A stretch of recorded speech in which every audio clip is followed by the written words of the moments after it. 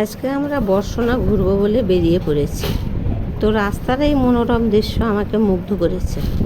আমরা এসি গাড়িতে করে চলে যাচ্ছি। যেতে যেতে রাস্তায় দেখলাম অনেক তীর্থযাত্রী এখানে রান্নাবান্না করে পিকনিকের মতো করে খাচ্ছে। দেখে আমার খুবই ভালো লাগলো। দেখুন না, এই যে এখানেই রান্নাবান্না করে খাচ্ছে। অসাধারণ সুন্দর এই দৃশ্য দেখে মন শান্ত হয়ে গেল, আর আমরাও আনন্দ পেলাম। আর এই ঘুরতে ঘুরতে আমরা এখন সুদামার মন্দিরের দিকে যাচ্ছি। আর একটু পরেই আমরা সুদামার মন্দির পেয়ে যাব। এটি হচ্ছে কৃষ্ণভক্ত সুদামার মন্দির। অপরূপ সৌন্দর্য মণ্ডিত এই মন্দির দেখার পর এখন আমরা সুদামার ঘাটের দিকে যাচ্ছি। দেখুন না, ঘাটটা কি অসাধারণ। এই হচ্ছে সুদামার ঘাট। এই ঘাটে বসে থাকলে মন প্রাণ জুড়িয়ে যায়। অপূর্ব সৌন্দর্যমণ্ডিত এই ঘাট।